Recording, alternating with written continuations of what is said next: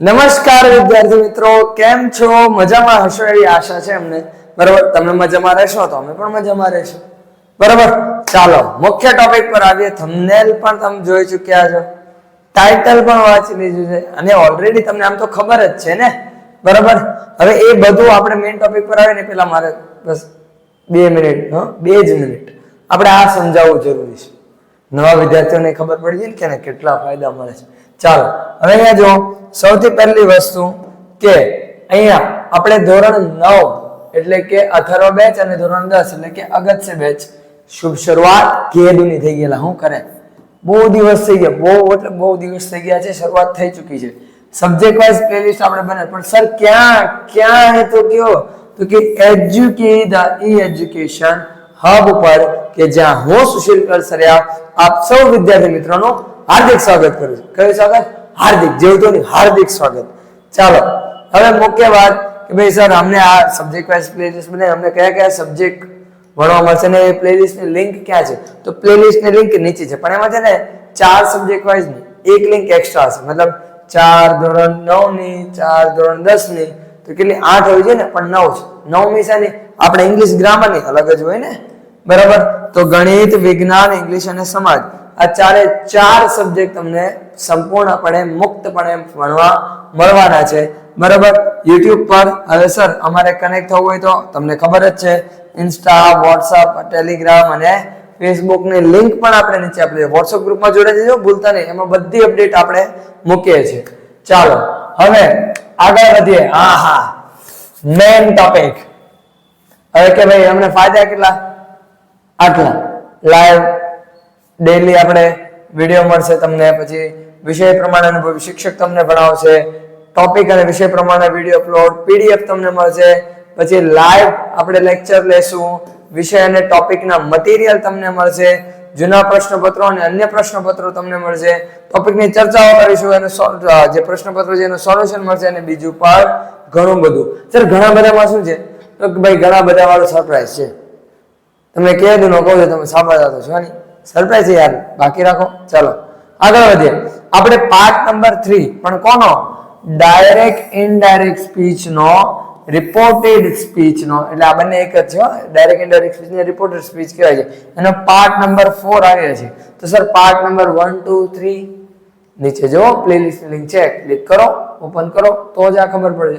પણ એ જો ન જોયા હોય અને એની પહેલા જો કાળ પણ ન જોયું તો ભાઈ પેલા કાળ જોવો ને યાર, તો તમને વધારે જલ્દી ખબર પડશે. તમને કહું તો છું ક્યારનો.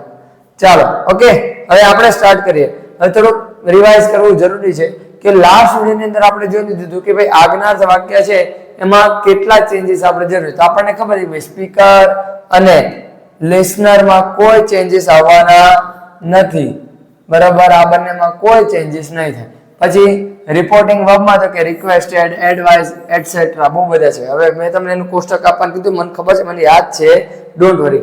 એમાંથી ઘણા ખરા આપણે લીધા છે. બરાબર, કોષ્ટકમાં લીધા છે. પછી તો સર એને ઓળખવાનું કઈ રીતે? શરૂઆત શેનાથી? ક્રિયાપદથી થવી જોઈએ અને અંત પૂર્ણ વિરામથી. બરાબર, હવે તો કે સર કન્જક્શન તરીકે જો વાક્ય હકાર હોય તો ટુ, જો વાક્ય નકાર હોય તો નોટ ટુ. ઓકે, હવે કાળમાં ફેરફાર કરવો જરૂરી છે? ના હોય ભાઈ, ના હોય, મજા ના આવે. કાળમાં ફેરફાર ના થાય, આજ્ઞાર્થ વાક્યમાં જ ના થાય. પછી સર્વનામમાં ફેરફાર તો કે હા કરવા જ પડે. અને તો કે વાક્યનો પ્રકાર કેવો રાખવાનો? આપણે કેમ પ્રશ્નાર્થમાં વિધાન બનાવતા હતા, વિધાનમાં વિધાન જ રહેતું હતું, એમાં આને કેવું બનાવવાનું? આને એમનું રાખવાનું. આમાં કોઈ ચેન્જીસ કરવાના નથી, એઝ ઇટ ઇઝ રહેશે, જેમ છે એમનું એમ. બરાબર, હવે આપણે તો કે અહીંયા જો મેં તમને કીધું ને આપીશ, કીધું ને આપ્યું એટલે આપવાનું હોય ભાઈ.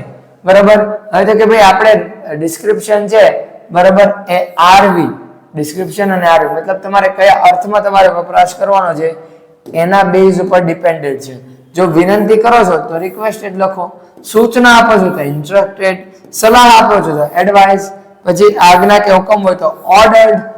બરાબર, પછી ચેતવણી હોય તો વોર્ન, સૂચન હોય તો સજેસ્ટેડ, ફરજિયાત કે મતલબ ગમે એમ કરે કરવાનું જ છે તો કમાન્ડેડ. જો કે આ બંને કોમન છે, આજ્ઞા હુકમ અને જરૂરિયાત હુકમ, ફરજિયાત હુકમ. બરાબર, ધમકી હોય તો થ્રેટન, અને અસ્પષ્ટ ભાવ મતલબ તમને ખબર ના પડે કે શું કહેવા માંગે છે, વાક્ય કયા ભાવાર્થમાં છે તો આવશે આપણે અહીંયા ટોલ્ડ અથવા આસ્ક્ડ. શું આવશે? ટોલ્ડ અથવા આસ્ક્ડ. બરોબર, આ તમારી સામે છે. ચાલો નોટ પેન લઈને બેસી જજો. આમ તો પીડીએફ તમને મળી જ જવાની છે. બરાબર, છતાં હવે આપણે સોલ્વ કરીએ આના વાક્યો. સર આની અંદર તો તમે એવું કીધું હતું ને કે લેટ્સ વાળા અને લેટ વાળા વાક્ય એવાય છે, પણ પેલા નોર્મલ તો આપણે આજ્ઞા વાક્ય સોલ્વ કરવા પડશે ને. બધા તો કઈ લેટ અને લેટ્સ વાળા હશે નહીં. તો ચાલો જો અહીંયા શું કીધું છે? Direct speech. કઈ સ્પીચ? Direct speech. કઈ speech? Direct speech. Direct speech નું વાક્ય આપણને આપે જો the teacher said to the pupils. તો આ said તો શું છે? આપણો રિપોર્ટિંગ વર્બ, અને આ સ્પીકર, આ લિસનર. મતલબ આ બંનેમાં કોઈ ચેન્જ નહીં, પણ આમાં તો ચેન્જ આવશે. હવે કયો ચેન્જ આવશે? તો એના માટે આપણે પહેલા વાક્યને ઓળખવું અને કયા ભાવાર્થમાં, કયા અર્થમાં લખેલ છે. ભાવાર્થ નાખે છે, કયા અર્થમાં લખેલ છે આપણે જાણવું પડશે. ચાલો, ઓપન યોર બુક્સ.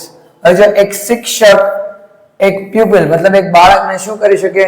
કમાન્ડ આપી શકે નહીં, ઇન્સ્ટ્રક્શન આપી શકે. શું આપી શકે? સૂચન આપી શકે ને. સૂચન આપી શકે એટલે શું આવશે? ઇન્સ્ટ્રક્ટેડ. તો અહીંયા આપણો આન્સર ની અંદર સેડ ટુ ના સ્થાને આપણે શું લખવાનું? ઇન્સ્ટ્રક્ટેડ. બરાબર, તો ઇનડાયરેક્ટ સ્પીચ જોવા જઈએ તો આન્સર શું આવશે? The teacher. એમાં કોઈ ચેન્જીસ નહીં, તો ધ ટીચર શું આવશે? સેડ ટુ ની જગ્યાએ ઇન્સ્ટ્રક્ટેડ. બરાબર, ઇન્સ્ટ્રક્ટેડ. પછી કોને? The pupils. તેમાં કઈ નહીં, ધ પ્યુપિલ્સ. હવે સર આમાં કન્જક્શન, તો જો આપણે કન્જક્શન કીધો છે કયા છે? ટુ અથવા નોટ ટુ. જો હકાર હોય તો ટુ, નકાર હોય તો નોટ ટુ. એટલે અહીંયા શું આવશે? આપણે ભાઈ વાક્ય કેવું છે? હકાર જ છે ને, નકાર તો છે નહીં. એટલે ટુ શું બન્યું? The teacher instructed the pupils to open. હવે સર યોર શબ્દ આવ્યો, સર્વનામ આવ્યો. ચાલો ડોન્ટ વરી, સર્વનામનો આપણે ઉપાય છે. જો આપણે સર્વનામનો કોષ્ટક પહેલેથી રાખેલું છે, એટલે તમને સમજાવવામાં શું કરે છે, કયા આપણે સરળતા પડે ને તમને ઈઝીલી ખબર પણ પડે. હવે જો આ યોર છે, મતલબ એ કયો ભાવાર્થ છે? તો કે ભાઈ યોર, યોર સંબંધક છે ને, સંબંધક સર્વનામ છે. હવે યોર છે. હવે અહીંયા જો આ યોર શબ્દ વપરાણો છે કોના માટે? તો કે પ્યુપિલ્સ માટે. બહુવચન છે અને કેવું છે? ટીચર બોલે છે પ્યુપિલ્સ માટે. યોર શબ્દ છે તો અહીંયા એક મિનિટ, હા યોર છે અને બહુવચન છે. બહુવચન મતલબ ધેય, તો એના સંબંધકમાં શું આવશે? ધેર. સંબંધક અર્થમાં દર્શાવવાનું છે તો આપણે શું આવશે? ધેર. બરાબર, ઓપન યોર ની જગ્યાએ ધેર. પછી શું આવશે? બુક્સ નો બુક્સ. આમાં કાળ તો આપણે કઈ આવતો નથી. અહીંયા વાક્ય શું બનશે? The teacher instructed the pupils to open their books. થયું ને? આ કેવું બની ગયું? ડાયરેક્ટ માંથી ઇનડાયરેક્ટ. ચાલો હવે બીજું જો. હવે બીજું આપણે કેવું છે? એવું જ વાક્ય છે, પણ અહીંયા જો એક વસ્તુ આપણે અહીંયા લખેલી છે નહીં, અહીંયા રહી ગઈ છે. ચાલો કઈ વાંધો નહીં, આગળ આપણે છે જરાક આપણે એડવાન્સ જતા રહીએ પછી તમને સમજાવું. હા જો અહીંયા શું આપેલું છે? ડોન્ટ શબ્દનો ઉપયોગ કરેલો છે. કેવો? ડોન્ટ શબ્દનો. બરાબર, મતલબ ડોન્ટ હોય તો આપણે એનું શું કરવાનું? Not two. નકાર વાક્ય છે ને, આપણે મેં તમને કીધું ને. ઓકે, ચાલો હવે શું કહે છે? તો કે ધ ઓફિસર, આપણો સ્પીકર. મતલબ ઇનડાયરેક્ટ સ્પીચ હું કરું તો પહેલા શું આવશે? ધ ઓફિસર આવી ગયો. Said to. ઓકે, હવે બાકી જો ડોન્ટ ગો. ક્લાર્ક ને કહે છે, ઓફિસર ક્લાર્ક ને શું કરે? ઓર્ડર આપે ને, તો અહીંયા શું આવશે? ઓર્ડર્ડ. ઓર્ડર્ડ કોને? તો ધ ક્લાર્ક ને, તો the clerk.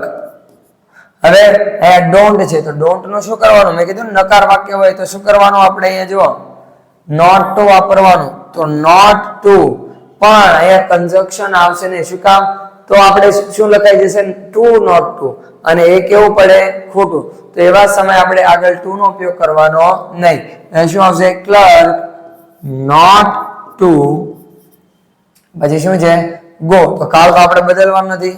Not to go till. Till નું આપણે છે કઈ યાદ છે? ટીલ છે તો નહીં, ટીલ નું તો કઈ નથી. Teal 6 o'clock. બરાબર 6 o'clock નું 6 o'clock બરાબર not to go till 6 o'clock કે 6 વાગ્યા સુધી જવા માટેનો ન જવા માટેનો શું આપે છે હુકમ આપે છે થયું ને તો આ રીતે આપણે શું થયું આ કેવું બનાવ્યું ડાયરેક્ટ નું ઇનડાયરેક્ટ ચાલો હવે આ તો આપણને ખબર જ છે સર્વનામ વાળું હવે આપણે અહીંયા કેવું છે લેટ્સ વાળું વાક્ય છે કેવું છે લેટ્સ વાળું જો લેટ્સ વાળું વાક્ય છે તેમાં પણ સ્પીકરમાં કોઈ ચેન્જીસ નહીં એક મિનિટ હા ચલો કલર બદલते हैं हाँ चलो कलर बदल गई ये कर दिया नो मतलब कि भाई આપણે સ્પીકરમાં કોઈ ચેન્જ નહીં લિસનરમાં કોઈ ચેન્જ નહીં તો રિપોર્ટિંગ વર્બ તરીકે પ્રપોઝ ટુ અથવા તો સજેસ્ટેડ આ બે ફિક્સ આ બેમાંથી જ કોઈ એક જ્યારે લેટ્સ વાળું વાક્ય હોય ત્યારે બરાબર એ ધ્યાન રાખજો હવે સર વાક્યની ઓળખ કઈ રીતે કરવાની સિમ્પલ છે ભાઈ લેટ્સ વાળું વાક્ય તો લેટ્સ થી જ શરૂ થાય ને અને પાછળ આજ્ઞા જ વાક્ય છે એટલે ફૂલ સ્ટોપ તો હોવાનું જ હવે કન્જક્શન તરીકે એમાં શું વપરાય તો કે એમાં ધેટ વપરાય સર ધેટ વપરાય હા ધેટ વપરાય બરાબર કાળમાં ફેરફાર તો કે નહીં કાળમાં કોઈ ફેરફાર કરવાનો નથી પણ કર્તા સાથે આપણે શેનો શબ્દ વાપરવાનો છે should નો ઉપયોગ કરવો જરૂરી છે સર્વનામમાં ફેરફાર યસ વાક્યનો પ્રકાર બદલવાનો નથી એટલે as it is બરાબર આપણે કેવો રહેશે as it is રહેશે એમાં કોઈ ચેન્જ આવશે નહીં બરાબર હવે આગળ જઈએ ચાલો તો અહીંયા શું કીધું છે જુઓ હવે બીજું છે લેટ વાળા વાક્યો કેવા વાક્યો લેટ વાળા વાક્ય હવે સિમ્પલ વસ્તુ સમજો કે ભાઈ અહીંયા સ્પીકરમાં કોઈ ચેન્જીસ આવશે તો કે નહીં આવે ઓકે લિસનરમાં ચેન્જીસ આવશે તો કે નહીં આવે તો હવે આપણે રિપોર્ટિંગ વર્બ તરીકે હંમેશા રિક્વેસ્ટેડ બીજો કોઈ ઓપ્શન નહીં હંમેશા કેવું આવશે રિક્વેસ્ટેડ જ આવશે પછી વાક્યની ઓળખ જેમ લેટ્સ વાળો તો એમ લેટ વાળો એટલે લેટ થી શરૂઆત ફૂલ સ્ટોપ થી એન્ડ સેમ કન્જક્શન તરીકે ટુ અને નોટ ટુ કાળમાં ફેરફાર નહીં સર્વનામમાં ફેરફાર વાક્યમાં કોઈ પ્રકાર બદલવાનો નહીં એ એઝ ઇટ ઇઝ જેમ છે એમનું એમ જ રહેશે ઓકે ચાલો નેક્સ્ટ તો કે ભાઈ આપણે શું કીધું છે હવે અહીંયા જે લેટ વાળો અને લેટ્સ વાળો બંને વાક્ય છે ઓકે બંને એકસાથે સોલ્વ કરવાના છે હવે પહેલી વસ્તુ આપણે જોવા જઈએ ને તો શું આવશે તો કે ભાઈ આપણે એને ઇનડાયરેક્ટ સ્પીચમાં કન્વર્ટ કરવાનું છે ઓકે હવે જો આ કમલ અને ક્રીમા છે એમ તો બરાબર કમલ અને ક્રીમા આ બંનેમાં કોઈ ચેન્જ નહીં કારણ કે એ લિસનર અને સ્પીકર છે તો કમલ સ્પીકર એટલે કમલ હવે આ સેડ ટુ છે તો અહીંયા જો સેડ ટુ માં આપણે શું કીધું તો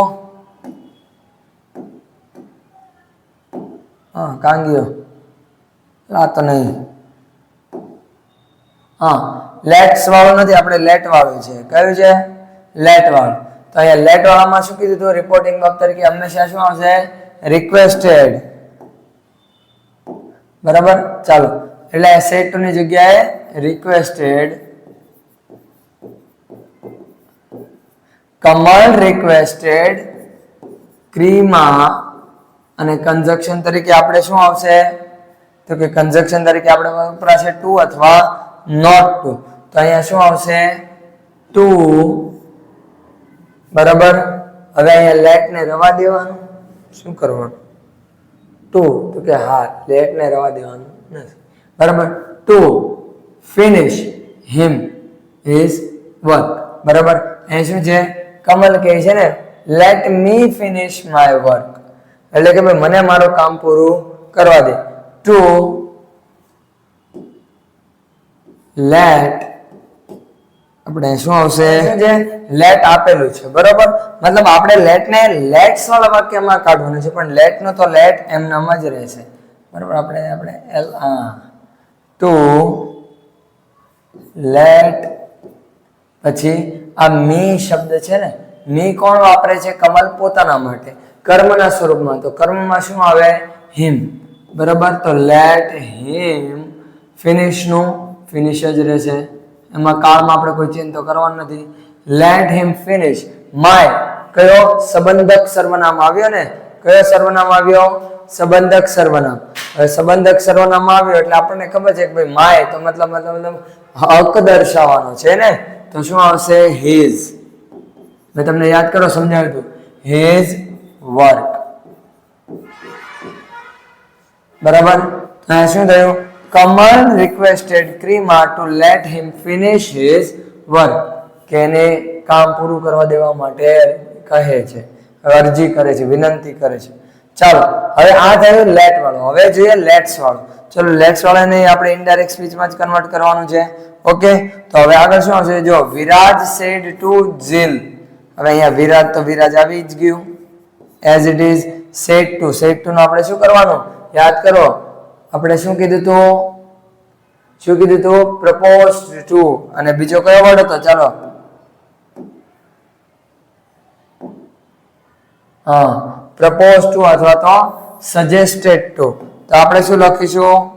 પ્રપોઝ ટુ અથવા સજેસ્ટ ટુ, બેમાંથી કોઈ પણ લખો ચાલે. Suggested two